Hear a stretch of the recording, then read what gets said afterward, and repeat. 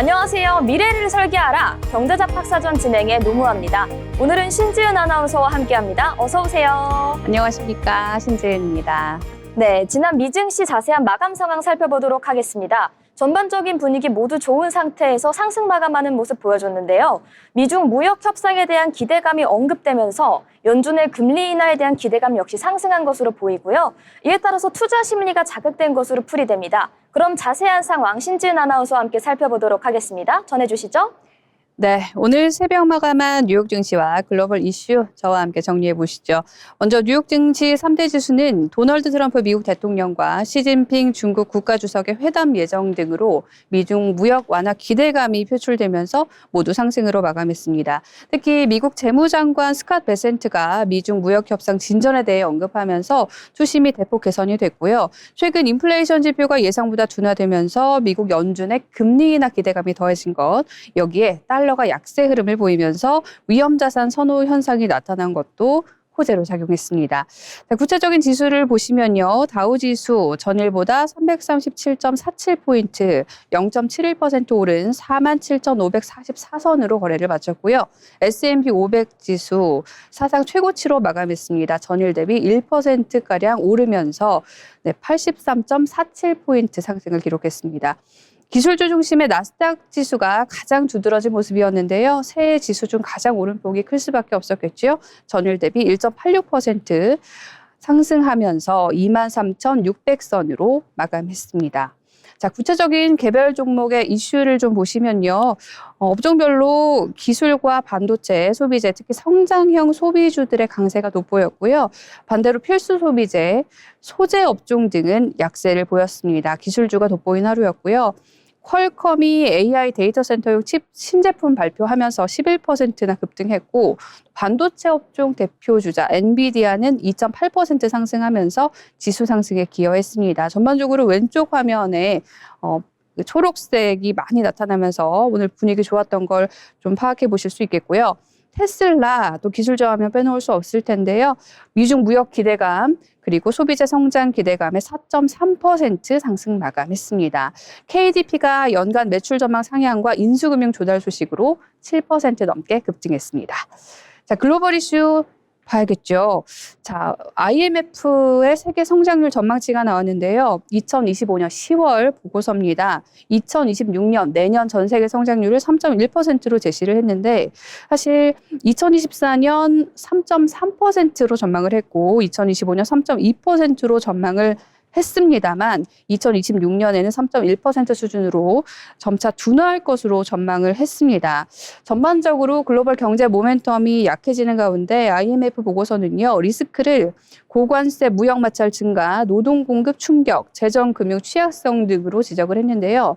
선진국 경제 성장률을 1.5%대, 신흥시장 및 개발도상국을 약 4%대 초반 수준으로 전망을 했습니다. 투자의 큰 틀에서 좀 참고를 해보실 만한 지표를 한번 전해드렸고요. 자, 다음으로 가보겠습니다. 지금 글로벌 시장에서 가장 중요한 뉴스죠. 미중 무역 협상입니다. 미국과 중국의 고위 경제 관료들이 주말 동안 무역 협상 틀을 마련했다는 소식이 오늘 전해졌습니다. 미국 재무장관이 스콧 베선트죠. 그리고 상대 측 중국에서는 중국 국무원 부총리 허리펑이 중국 대표단을 이끌고 있는데요. 지난 25일에서 26일 말레이시아 쿠알라룸푸르에서 열린 고위급 무역회담에서 개략적인 합의를 도출을 했다고 합니다. 일단 가장 문제가 되고 있는 중국의 히토류 수출 통제 지연 가능성 그리고 미국의 대중 관세 확대 중단 가능성이 포함이 되어 있는데요. 도널드 트럼프 미국 대통령이요. 이 말레이시아 방문을 마치고 일본 도쿄로 향하는 전용기에서 취재진과 만났습니다. 이 자리에서 미중 협상이 합의에 이를 것이라고 생각한다라는 아주 낙관적인 입장을 밝힌 것을 좀 전해드리고 싶고요. 특히 이제 곧 에이펙 정상회의로 많은 시선이 쏠릴 텐데요. 트럼프 대통령이 이 에이펙 정상회의 참석을 계기로 한국에서 중국의 시진핑 국가 주석을 만나게 됩니다. 이 와중에 투자자들은 히토류 수출 통제 카드를 중국이 과연 철회할 것인가, 또 미국이 추가 관세 부과를 멈출 것인가, 요거에 주목을 하고 있는데 아무래도 이런 발언이 좀 긍정적으로 영향을 미친 것 같습니다. 그래서 투자 심리 개선을 통해서 앞서 보신 것처럼 기술주가 강한 개선세를 보였습니다. 자, 그리고 저희가 또 봐야 할 것이 바로 석유입니다. 이 사우디아라비아가 미국과 러시아 간의 무역 갈등 속에서 어떤 전략을 취할 것인가가 주목되고 있는데요. 사우디아라비아가 오펙 플러스 내에서 미국과 러시아 사이에서 전략적 딜레마에 직면해 있다는 소식입니다. 미국은 러시아의 주요 석유 회사죠. 로즈네프트와 루크오일에 제재를 가한 상황이고요. 이 두 회사가 러시아 해상 원유 수출의 상당 부분을 차지하고 있습니다. 오펙 플러스가 11월 2일 회의를 통해서 12월 생산량을 곧 결정하게 됐는데요. 현재로서는 하루에 13만 7천 배럴 소폭 증산을 고려하고 있다라는 입장입니다. 사우디아라비아는 현재 강대국이 미국과 러시아 사이에서 균형을 잡아야 하는 처지인데요. 결국 이 러시아의 전략적 선택이 오펙 플러스 연대 그리고 글로벌 원유 시장 공급 구도의 주요한 시험대가 될 수 있다는 분석입니다. 네, 다음 소식입니다. 자, 오늘 급등한 퀄컴을 빼놓을 수가 없을 텐데요. 퀄컴은 현지 시간 27일 차세대 AI 가속 반도체 AI200, AI250을 출시할 것이다. 이런 소식을 전했습니다. 사실 퀄컴은 모바일 프로세서의 강자입니다. 이 후발주자로서 지금 엔비디아가 독주하고 있는 체제에서 AI 칩 시장에 진출하겠다 선언을 한 건데요. 퀄컴은 내년 AI200을 독립형 칩 및 기존 서버에 추가할 수 있는 확장 카드형으로 출시할 예정이고요. 첫 고객은 사우디아라비아의 AI 스타트업 휴메인입니다. 그리고 곧이어 2027년에는 AI250을 내놓습니다. 이 제품은 칩 형태로 공급될 경우 엔비디아 등 타사 프로세서 장비에서도 작동이 가능해서 주목되고 있고요. 반면 퀄컴이 만일 자체 서버 형태로 제공을 할 경우 엔비디아와 AMD의 서버 제품과 경쟁하게 되는 상황이어서 귀추가 주목됩니다. 자, 이번에는 테슬라 소식으로 가보겠습니다. 테슬라가 미중 합의 기대에 또 이사회가 일론 머스크 CEO의 보상안 표결을 앞두고 주주들에게 공개 서한을 보냈다는 소식이 더해지면서 상승폭을 키웠습니다. 전일 대비 4.31% 상승한 452.42달러에 마감을 했는데요. 테슬라는 사실 호재가 많았습니다. 지난 금요일 발표됐던 이 켄토스의 목표 주가 상향 조정 소식이 재부각된 상황이고요. 또 최근 모건 스탠리 쪽에서도요. 자율주행 기술의 해결 단계에 접어들었다. 이런 평가가 나왔는데요. 이런 평가 역시 긍정적으로 주가에 작용을 했습니다. 특히 테슬라 이사회가 최대 1조 달러 규모의 머스크 급여 패키지를 찬성한다라고 발표를 했는데요. 머스크에 대한 보상안은 테슬라 주주 가치 그리고 비전 실현에 있어서 머스크의 리더십을 강조한 것이죠. 이에 따라 주주 총회를 앞두고 불확실성이 완화되는 모습을 보였습니다. 네, 이번에는 아마존입니다. 1.24% 상승을 마감했는데요. 두 가지 상승 요인이 작용을 했습니다. 먼저 아마존의 첫 번째 상승 요인, 대규모 비용 절감 및 구조 조정 계획 발표입니다. 약 3만 명의 직원을 감원할 예정인데요. 감원 규모는 회사의 본사 및 관리직 약 35만 명 중 10%에 해당되며 아마존 역대 최대 규모입니다. 이번 감원을 통해서 코로나 팬데믹 기간 과잉 채용했던 인원을 정리하고 또 비용 구조를 개선하려는 것으로 보이는데요. 자, 이렇게 감원 소식이 주가에는 호재로 작용을 했습니다. 또한 아마존은 AI 및 로보틱스 분야에 대한 투자를 확대하겠다는 보도가 나온 상황이고요. 이로 인해 향후 성장 동력 확보에 대한 기대가 커졌습니다.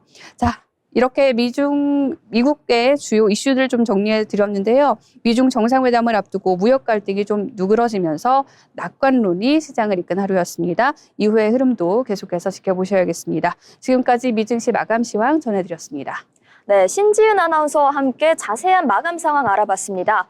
전 일정 이렇게 미중 정상회담을 앞두고 무역 갈등이 누그러지는 모습이 나왔는데요. 이를 통해 낙관론이 대두가 되면서 투심이 전반적으로 개선됐다 이렇게 해석하시면 될 것 같습니다. 이후의 흐름도 지켜보시면 좋겠고요. 지금까지 미증시 흐름을 살펴봤다면 이제는 하루의 이슈를 알아보는 모 이슈 코너입니다. 최근 유니클로의 인기가 심상치 않습니다. 모 회사인 패스트 리테일링의 지난해 매출은 무려 3조 4천억 엔, 우리 돈으로 약 32조 원에 달하며 사상 최고치를 기록했는데요. 국내에서는 매출이 1조 원을 넘겼고 북미에서는 25%, 그리고 유럽에서는 무려 35%나 증가했습니다. 한때 노제팬 불매운동의 상징이었던 유니클로, 그랬던 브랜드가 다시 한번 성장의 모멘텀을 얻고 있다니 어떤 비결이 있었는지 궁금해지는 상황인데요. 도대체 유니클로는 어떻게 부활에 성공한 걸까요? 유니클로의 성장세는 이례적이라고 평가할 수 있을 것 같습니다. 본사인 패스트 리테일링 전체 매출의 80% 이상을 유니클로가 책임지고 있을 정도인데요. 특히 일본보다 해외에서 더 잘 나가고 있는 상황이라는 분석이 나왔습니다. 한국을 포함해 아시아, 북미, 그리고 유럽에서 매출과 영업이익이 모두 두 자릿수 성장을 기록한 바가 있는데요. 국내만 봐도 2019년 불매운동으로 점포를 줄이던 시절과는 다르게 지금은 주요 상권마다 다시 대형 플래그십 스토어를 확장하고 있다고 합니다. 말 그대로 유니클로의 제2의 전성기가 찾아온 것이다 이렇게 볼 수 있을 것 같은데요.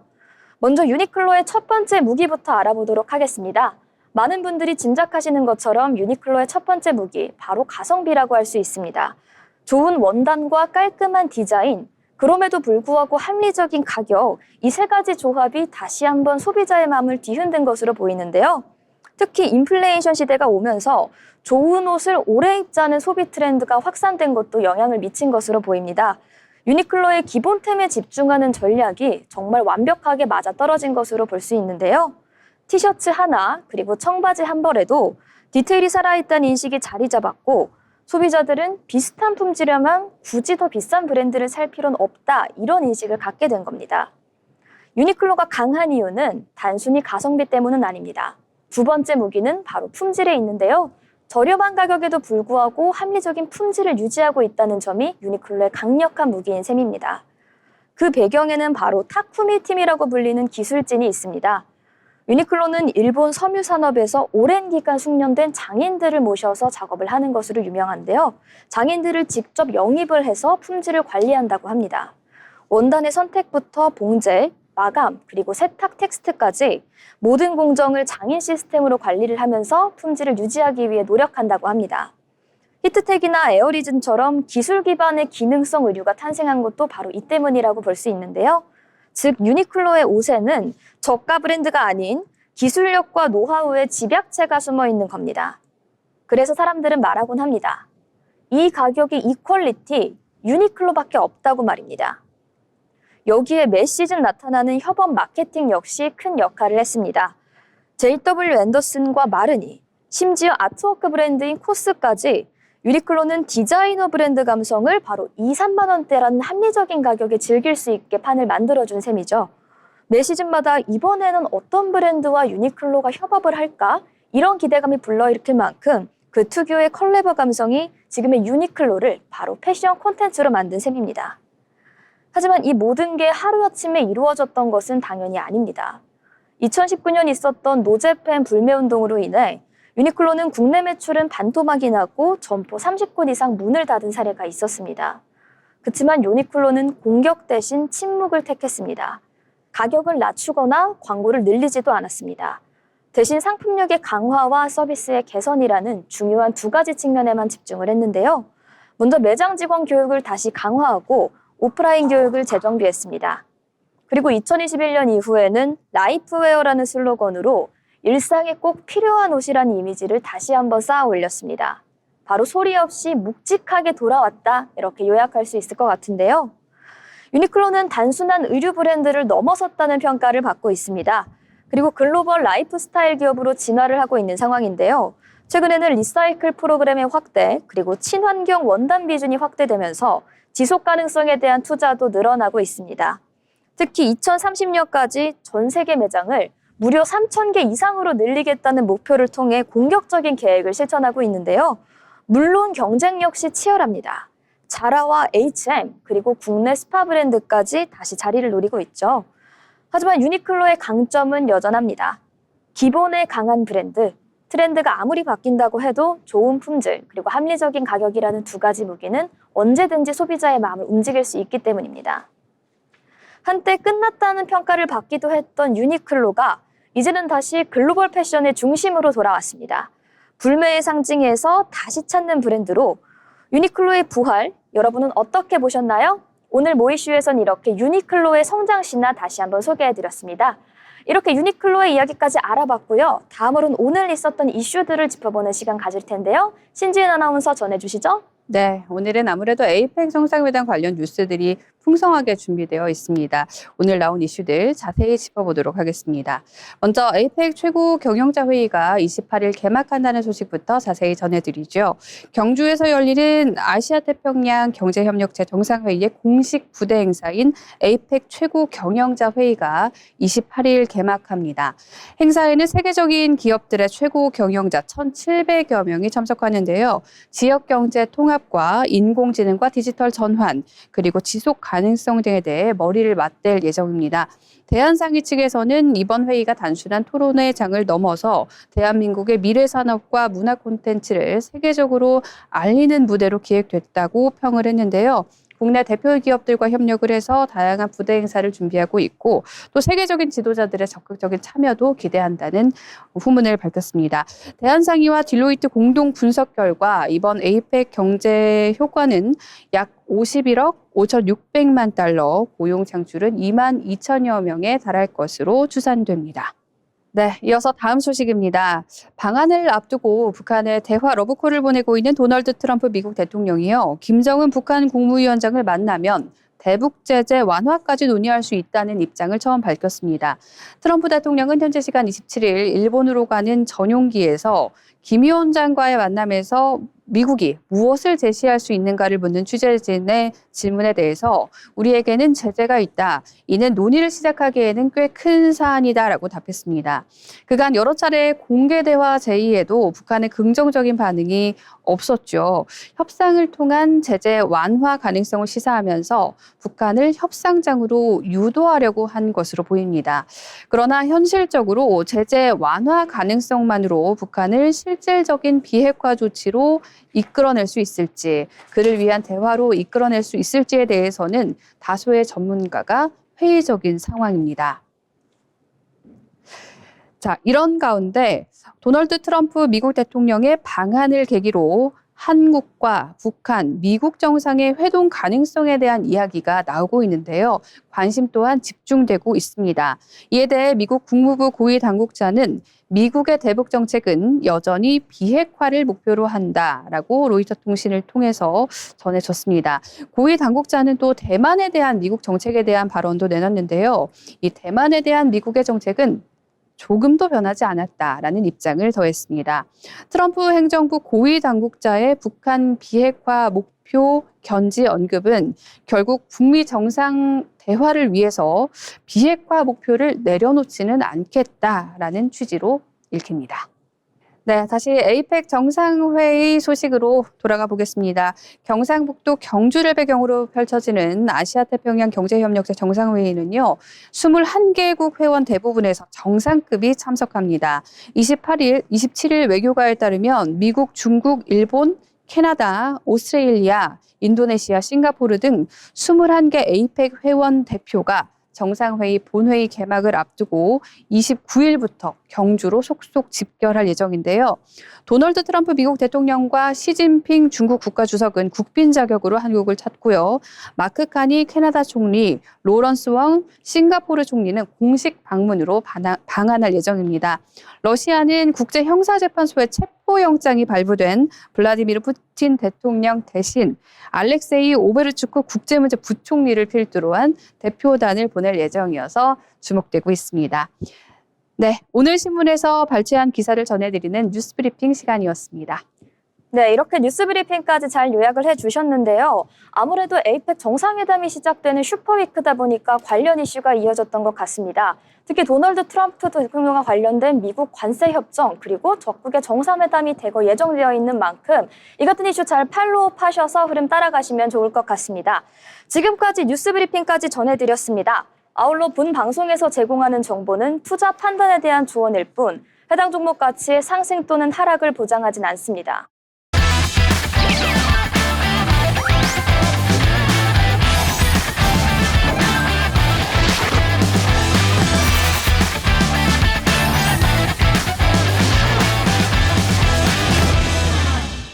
네, 이번 시간은 투자의 고수가 되고 싶은 아나운서들이 경제 그리고 주식 이야기 나눠보는 시장입니다.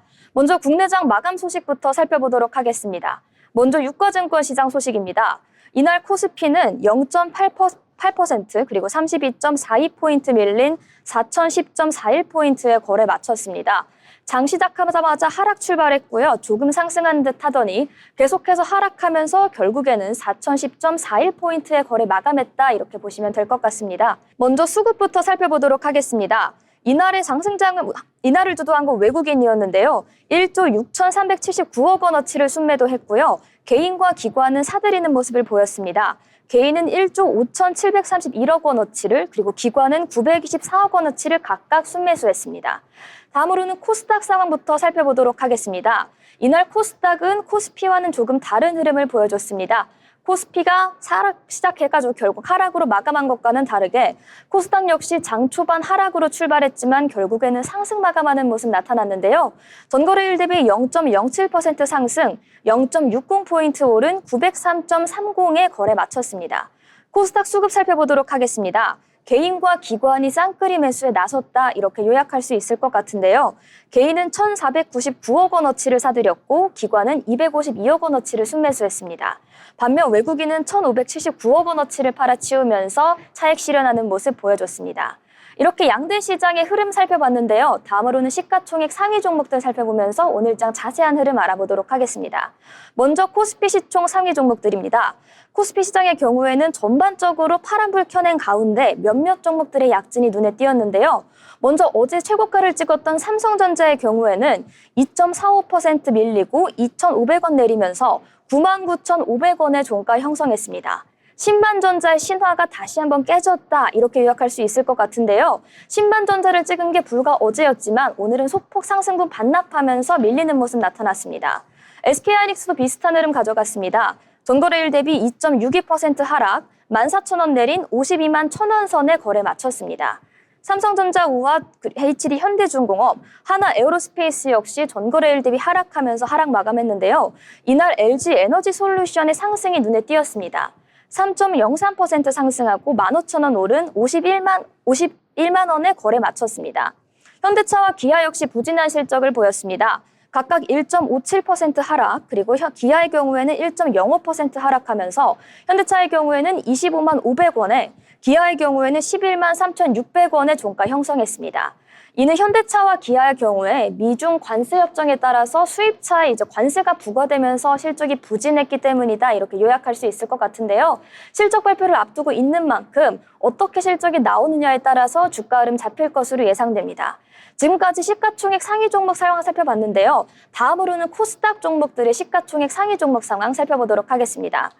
코스피는 전반적으로 파란불을 켜낸 반면 코스닥은 전반적으로 빨간불 켜내는 모습 나타났습니다. 먼저 에코프로비엠과 에코프로를 필두로 한 2차전지 관련주의 상승이 눈에 띄었습니다. 에코프로비엠의 경우에는 0.69% 상승, 1,200원 오른 17만 4,100원의 종가를 형성했고요. 에코프로의 경우에는 3.62% 상승, 3,400원 오른 9만 7,200원 선의 종가 형성했습니다. 레인보우 로보틱스와 HLB 바이오 역시 상승세를 보였는데요. 레인보우 로보틱스 0.29% 상승하며 강보합권에 마감했고요. HLB 바이오의 경우에는 3.14%라는 높은 상승세 보이면서 40만 7,650원 선의 종가 형성했습니다. 반면 알테오젠의 경우에는 하락세를 보였습니다. 전거래일 대비 1.55% 하락, 7,500원 밀리면서 47만 6천원 선의 종가 형성했습니다. 전반적으로 2차 전지 관련주들이 상승 흐름 이어간 반면 바이오주들이 다시 한번 하락세를 주도했다 이렇게 요약할 수 있을 것 같고요. 전반적으로 전 종목이 시가총액 상위에 있는 전 종목이 빨간불 켜낸 가운데 유일하게 파마리서치의 경우에는 전거래일 파란불을 켜냈는데요. 오늘은 다시 상승하는 모습 보여줬습니다. 파마리서치의 경우에는 전거래일 대비 0.37% 상승, 2,000원 오른 53만 6천원에 거래 마쳤습니다. 지금까지 국내장 마감 상황 이렇게 살펴봤는데요. 자세한 종목별 흐름 이제 신준 아나운서와 함께 살펴보도록 하겠습니다. 오늘 어떤 종목 처음으로 준비하셨을까요? 네, 먼저 오늘의 처음 준비한 종목은요. 두산 에너빌리티입니다. 오늘 삼성전자와 SK하이닉스에서도 조정이 나오는 가운데 두산 에너빌리티는 시원한 상승세를 보여줬습니다. 5.37% 상승한 86,300원 선에 마감을 했는데요. 주가 상승의 동력은 한미 원전 협력, 만우가 기대감이었습니다. 이제 마스가에 이어 만우가까지 주목을 받으면서 기대감을 한껏 받고 있는데 한국 정부가 한미 무역 협상에서 원전 협력인 만우가를 협상 카드로 검토 중이라는 보도가 나왔는데요. 이에 대해서 미국은 중국에 대한 경쟁 우위 확보를 위해 미국 주도의 공급망 구축에 주력할 가능성이 크고 정치적 우호 관계와 건설 경험을 갖춘 국내 원전주가 추가 수혜를 볼 수 있다. 이런 진단이 나오고 있습니다. 사실 미국은 원전 건설에 굉장히 적극적인 상황입니다. 지난 5월 미국의 트럼프 대통령은 원전 확대 행정명령에 서명을 했는데요. 이 이후 신규 원전 건설을 빠르게 진행 중에 있습니다. 자, 중심이 되는 웨스팅하우스의 원전 공급망 구축 그리고 재건이 절대적으로 필요한 상황 속에서 핵심 기자재 제작을 담당하는 두산 에너빌리티에 대한 수혜가 예상된다는 분석과 함께 주가가 강세를 보였습니다. 특히 오늘 두산 에너빌리티의 주가는요. 보시는 것처럼 3거래일 연속 상승하면서 장중 한때 86,800원까지 치솟기도 했습니다. 네, 이렇게 두산 에너빌리티 소식 전해주셨습니다. 미국은 지난 5월 도널드 트럼프 대통령의 원전 확대 행정명령이 발표가 되면서 이후에 신규 원전 건설을 굉장히 빠르게 진행하고 있는데요. 오늘 두산 에너빌리티 이 같은 흐름에 영향받은 것으로 풀이가 됩니다. 특히 중심이 되는 웨스팅하우스의 원전 공급망 구축 그리고 재건이 절대적으로 필요한 상황이기 때문에 이 같은 부분에서 핵심 기자재 제작을 담당하는 두산 에너빌리티 큰 수혜를 받은 것으로 보인다. 이렇게 요약할 수 있을 것 같습니다. 그리고 두산 에너빌리티 같은 경우에는 최근 수주한 미국 빅테크 가스터빈 2기 이외에도 복수의 빅테크 업체들과 8개 이상의 가스터빈 공급 협상을 진행하고 있다는 점 참고하시면 좋을 것 같습니다. 때문에 올해 말 또는 내년 상반기 중에 추가 수주가 가능할 것으로 보이는데요. 계속해서 상승세 이어갈 수 있을지 그 흐름이 주목되는 상황입니다. 이렇게 두산 에너빌리티 관련 소식까지 살펴봤고요. 다음으로 전해드릴 소식은 바로 반도체 투톱 대장주라고 할 수 있죠. 삼성전자와 SK하이닉스 관련 소식입니다. 오늘 양대 시장에서 SK하이닉스 그리고 삼성전자 하락 마감하는 모습을 보였는데요. 흐름 살펴보시면요. 개미는 하이닉스, 웨이는 삼성전자, 불장의 반대로 쓸어남은 모습 나타났습니다. 사상 처음 4천선을 넘기며 고공행진하던 코스피가 오늘은 외국인의 매도세에 주춤하는 모습을 보였었는데요. 아까 말씀드린 것처럼 코스피는 0.8% 하락한 4,010.41포인트에 마감을 했었습니다. 외국인은 1조 6,381억 원어치를 무려 순매도하는 모습을 나타냈는데요. 아무래도 트럼프의 관세발 공포에 시장이 전반적으로 흔들렸기 때문으로 분석됩니다.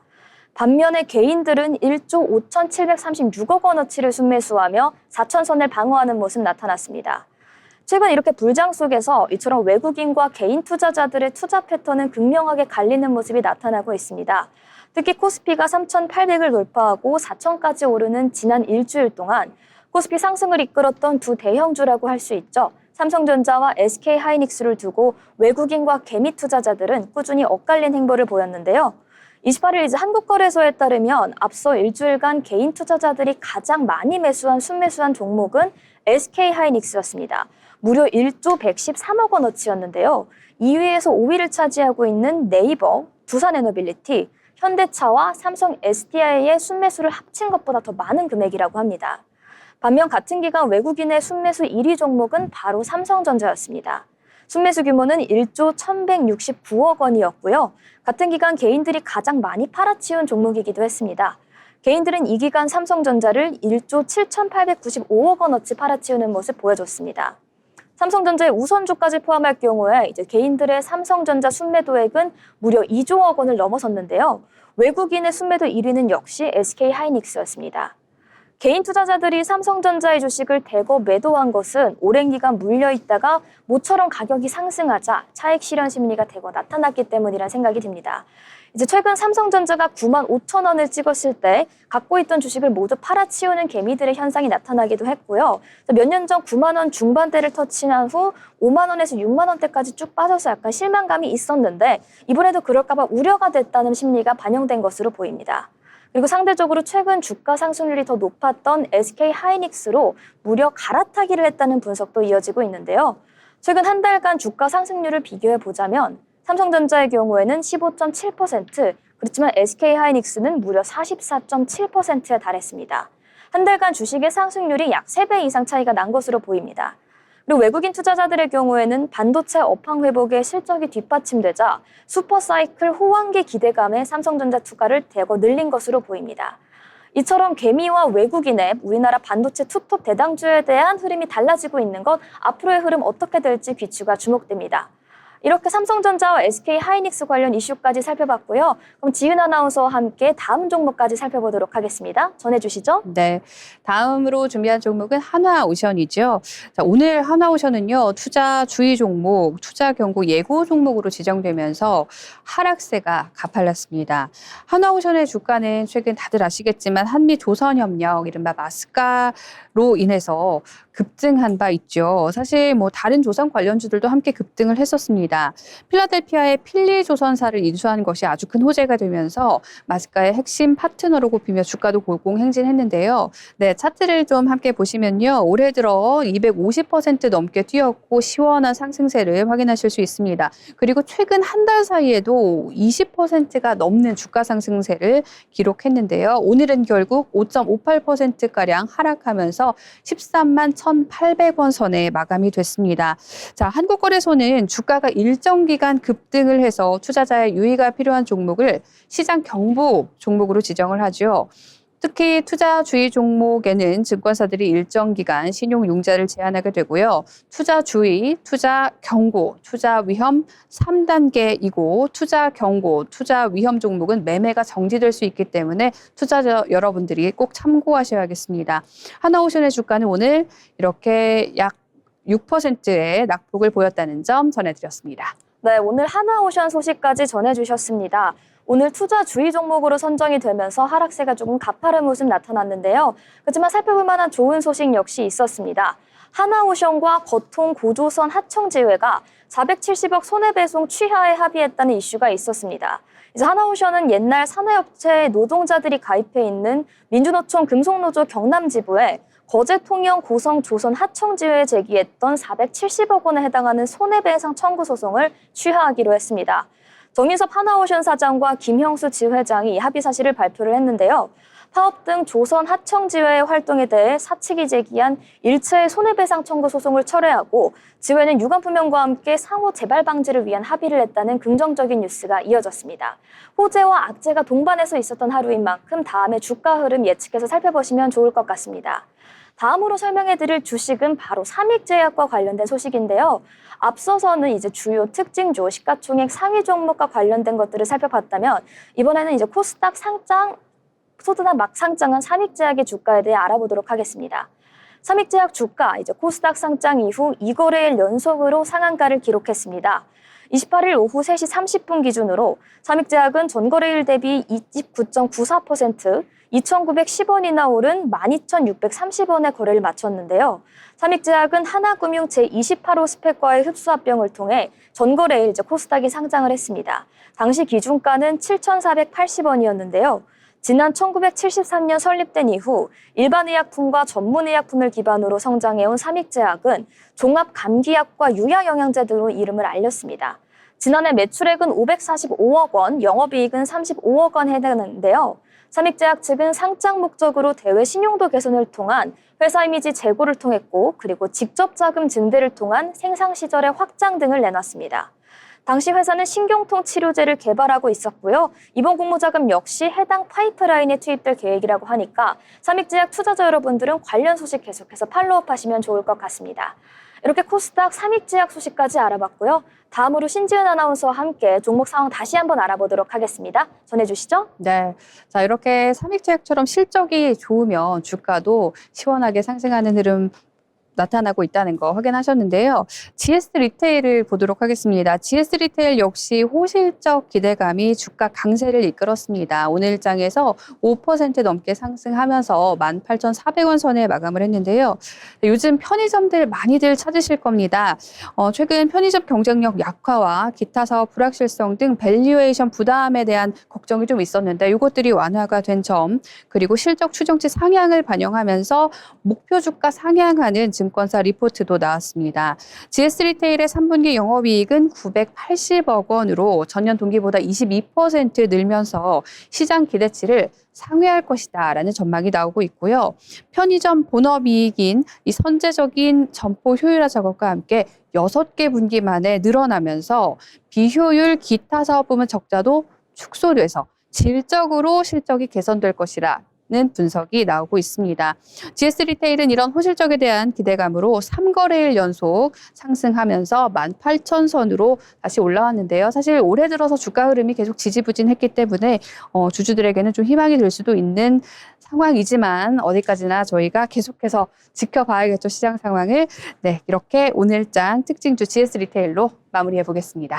네, GS 리테일 소식까지 전해주시면서 특징주 시작 마무리하도록 하겠습니다. 이렇게 특징주의 흐름까지 정리를 해봤는데요. 앞으로도 저희와 함께 하시면서 알찬 포트폴리오 구성하시면 될 것 같습니다. 이렇게 증시와 특징주에 대해서 알아봤다면 이번에는 즐거운 인물 이야기로 넘어가 볼 시간인데요. 이번에는 어떤 인물에 대해 알아볼지 전해드리도록 하겠습니다. 여러분, 쿠팡이츠 혹시 이용하시죠? 신지은 아나운서님 혹시 쿠팡이츠 이용해 보신 적 있으신가요? 저는 뭐 거의 하루에 한 번은 쿠팡이츠에서 배달을 시킵니다. 저도 비슷한 상황인데요. 네. 아무래도 이제 현대인에게 정말 필수적인 어플이 되지 않았나 이런 생각이 드는 것 같습니다. 오늘의 인물사전 시간에는 이 쿠팡이츠의 김명규 대표에 대해 알아보는 시간 갖도록 하겠습니다. 쿠팡이츠가 더 빠르더라. 음식이 진짜 식지 않더라. 이 한마디들이 시장을 흔들기 시작하면서 배달의 민족이 아닌 쿠팡이츠가 업계 1위에 올랐다고 하는데요. 이 변화를 만들어낸 인물이 바로 오늘 소개해드릴 쿠팡이츠의 김명규 대표입니다. 쿠팡이츠는 원래 쿠팡의 부속 서비스 정도로 출발을 했습니다. 하지만 지금은 국내 배달앱 점유율 1위, 사용자만 무려 1,200만 명이 넘는다고 하는데요. 대민이 10년 넘게 쌓아온 성을 단 몇 년 만에 넘어선 건 단순한 감이 아니라 바로 쿠팡이츠가 구축해둔 시스템이었습니다. 김명규 대표의 키워드는 바로 단 하나였습니다. 단건 배달인데요. 배달의 민족이 한 번에 여러 건을 묶어서 배달을 할 때 쿠팡이츠는 단 하나의 주문만을 배달하는 방식을 선택했습니다. 묶음이 마주오는 효율 대신에 고객이 체감할 수 있는 속도를 택했다 이렇게 볼 수 있을 것 같은데요. 그 결과 음식은 덜 식고 배송 시간은 줄었고 이로 인해 소비자의 만족도는 말 그대로 폭발했습니다. 단순하지만 이 강력한 전략이 쿠팡이츠를 게임 체인저로 만든 건데요. 배달의 민족도 바로 배민원이라는 개념을 내세우면서 추격에 힘썼습니다. 하지만 그때는 이미 늦은 시점이었다 이렇게 볼 수 있을 것 같습니다. 쿠팡이츠는 AI 기반 배차 시스템으로 배달의 동선, 주문의 순서, 그리고 라이더의 이동까지 모두 데이터로 계산을 하고 있었습니다. 김명규 대표는 말합니다. 배달은 결국 물류의 문제입니다. 한 건이라도 더 하는 것이 핵심이 아니고 한 건이라도 더 빨리 하는 게 핵심이라고 말입니다. 배달앱이 아니라 물류 회사로 접근한 사고방식, 그게 바로 쿠팡이츠의 경쟁력이었습니다. 하지만 김명규 대표는 안주하지 않았습니다. 이제는 AI 자동 배차를 넘어 음식점의 매출 분석, 그리고 주문 예측, 고객의 행동 데이터까지 정말 다양한 것을 통합하는 스마트 배달 생태계를 구축하는 데 힘쓰고 있다는 것인데요. 그 사이 GS의 땡겨요, 네이버의 주문 서비스 같은 신흥 매기들이 속속들이 시장에 뛰어들고 있었습니다. 그럼에도 쿠팡이츠는 여전히 속도를 무기로 가져갑니다. 10분 내 배달, 예측 기반 AI 배차, 그리고 드론과 관련된 실험까지. 이제 배달은 단순히 음식을 즐기는 산업이 아닙니다. 시간을 파고 사는 산업이라고 주장을 하는데요. 김명규 대표는 그 시간을 단 1분이라도 줄이기 위해서 이 모든 시스템을 설계했습니다. 그가 만든 쿠팡이츠는 배달의 속도를 다시 정의했고 이제는 라스트마일 물류의 혁신을 준비하고 있습니다. 배달이 아니라 고객의 하루를 빠르게 만드는 일, 단건 배달의 신화를 만든 남자. 쿠팡이츠 김영규 대표의 도전은 지금도 현재 중입니다. 이상 오늘의 인물 소식까지 전해드렸습니다. 이어서 다시 한번 복잡한 이야기로 넘어가 보려고 하는데요. 복잡한 증권사 리포트를 여러분이 알기 쉽게 풀이해드리는 리포트 브리핑 시간입니다. 신지은 아나운서, 오늘 어떤 리포트 준비하셨을까요? 네, 오늘 시장의 흐름과 산업을 분석하는 투자 리포트 시간에는요, 한미약품에 대한 리포트를 전해드리려고 합니다. 요즘 그 질문 좀 드려보면 위고비 들어보시죠? 위고비 많이 들어봤죠. 요즘 위고비 맞는 사람 주위에 좀 있잖아요. 이게 비만 치료제로 네. 유명한데도 불구하고 맞습니다. 일반 체중의 사람들도 많이 맞더라고요. 네, 그래서 저도 간혹 혹하곤 하는데요. 자, 다이어트 하면 위고비 이렇게 한 번쯤 떠올려 보셨을 겁니다. 다이어트 효과로 열풍을 불고 있는데, 그런데요. 한미약품에서 개발 중인 비만 치료제 에페글레나타이드의 임상 3상이 공개되면서 이제는 위고비 경쟁 상대로의 기대감이 커지고 있습니다. 자, 10월 27일 한미약품은 비만 치료제 에페글레나타이드의 임상 3상 탑라인 데이터를 공개를 했는데요. 투약 40주 시점에서 체중 감소율은 이 전체 환자 분석 FAS 기준 약 9.75%, 마이너스 9.75%, 그리고 FAS 2 기준으로는 약 마이너스 9.83%라는 결과를 발표를 했습니다. 이 두 분석 간 차이가 약 0.08%에 불과해서 이 에페글레나타이드의 높은 순응도와 우수한 내약성을 간접적으로 입증한 건데요. 실제로 안전성 측면에서 에페글레나타이드는 경쟁 약물 위고비 대비 뚜렷한 강점을 보인 것이 데이터로 확인이 된 겁니다. 또 위고비 같은 경우는 구역이나 구토의 부작용이 있는 상황인데요. 에페글레나타이드의 구역 구토는 위고비 대비 현저히 낮은 수준으로 나타났고, 그런 내용을 지금 화면으로도 확인하실 수 있습니다. 사실 이 제약회사가 어려운 것이 이런 용어들이 어렵기 때문인데요. 저희와 함께 하시면 조금 더 쉽게 이해하실 수 있겠죠. GLP-1 계열 약물의 일반적인 평가 시점은 64에서 68주 투여 후 평가인데요. 한미약품은 식약처 가이드라인에 따라 빠른 허가를 받기 위해서 40주차 결과를 미리 제출했습니다. 이후 추가 24주 투여 후 64주차 결과 발표 예정이니까 계속해서 지켜봐야겠고요. 자, 40주차 기준 에페글레나타이드의 체중 감소율은 위약 보정 약 마이너스 8.13%로 위고비 스텝 7 임상의 44주차 결과와 유사한 체중 감소 효능을 입증했는데요. 결과적으로 결론만 말씀을 드리면 더 짧은 투여 기간에 위고비와 비슷한 효능을 보였다. 이렇게 생각하시면 될 것 같습니다. 두 번째 투자 포인트도 전해드리겠습니다. 자, 에페글레나타이드는 합리적인 가격 경쟁력, 또 경쟁 약물 대비 우수한 안전성과 내약성, 그리고 한국인에게 적합한 세부 데이터를 갖추면서 국내 비만 시장에서 과반 이상의 점유율을 확보할 것이라는 전망이 현재 나오고 있습니다. 특히 2026년 내년은요, 한미약품의 실적과 R&D 모두에서 도약의 해가 될 것으로 전망되고 있는데요. 북경 한미법인 정상화, 그리고 에페글레나타이드의 매출이 실제로 반영되는 해가 될 것이라는 기대감이 있고요. 연결 기준 OPM 약 16%로 역대 최고 수준의 수익성을 달성할 거라는 전망이 나오고 있습니다. 자, 이 밖에 여러 가지 호재들이 많은데요. 에페글레나타이드 64주 체중 감소 결과, 아까 말씀드린 듯이 곧 발표를 앞두고 있는 상황인데요. 각 임상에서 좀 긍정적인 결과가 나올 경우에 이번 에페글레나타이드 임상 성과를 뛰어넘는 파이프라인 가치 재평가까지 이루어질 거라는 전망이 나오고 있습니다. 자, 이런 부분들을 반영한 목표 주가 상향이 나왔습니다. DS증권은요, 한미약품에 대해서 목표 주가를 기존의 47만 원에서 51만 원까지로 상향 조정을 했는데요.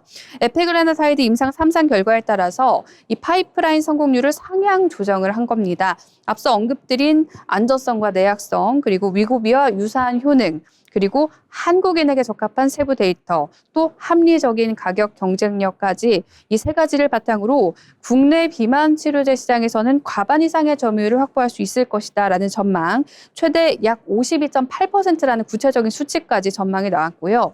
여기에 더해서 해외 진출까지 가시화될 경우 이 에페글레나타이드의 가치를 아예 상향 조정할 수 있다라는 언급도 나왔습니다. DS증권은 한미약품의 기업 가치를 총 6조 3,346억 원으로 제시했고요. 여기에는요, 한미약품의 차세대 파이프라인이죠. 근육 보존제는 포함되어 있지 않습니다. 내년 하반기 임상 1상 데이터 확인 이후 2027년 상반기 임상 이상에서 이 고용량 장기 데이터 확인 이후 가치 산정에 포함할 예정이라고 하는데요. 자, 이렇게 되면 여러 면에서 한미약품의 가치가 대폭 상향 조정될 수 있다라는 내용을 전했습니다. 자, 오늘 브리핑이 여러분의 투자 판단에 도움되셨길 바라면서요. 지금까지 한미약품에 관한 투자 리포트 전해드렸습니다. 네, 이렇게 한미약품 관련된 긍정적인 리포트 정리해 주셨습니다. 이제 한미약품 관련돼서 살펴볼 만한 소식 하나 더 남아 있는데요. 한미약품이 바로 CPHI에 참가한다는 소식이 오늘 이어졌습니다. CPHI 월드와이드는 매년 유럽 주요 국가를 순회하며 개최되는 제약 바이오 행사라고 하면 됩니다. 올해는 30일까지 독일 프랑크푸르트에서 개최되고 전 세계 2,400여 개의 기업과 6만 2천 명 이상이 참석할 것으로 예상이 되는데요. 한미약품은 이번 행사에서 무려 단독 부스를 운영할 예정입니다. 로스젯과 아모젤탄을 비롯해 앞서 얘기해 주신 에소메졸 등의 자체 개발 제품을 선보일 예정이라고 하니까요. 관련해서 호재까지 챙겨주시면 될 것 같습니다. 지금까지 투자 리포트 전해드렸습니다. 계속해서 저희 방송과 함께 하시면서 투자와 관련된 인사이트 얻어가시면 좋을 것 같고요. 더불어 본 방송에서 제공하는 정보는 투자 판단에 대한 조언일 뿐 해당 종목 가치의 상승 또는 하락을 보장하진 않습니다.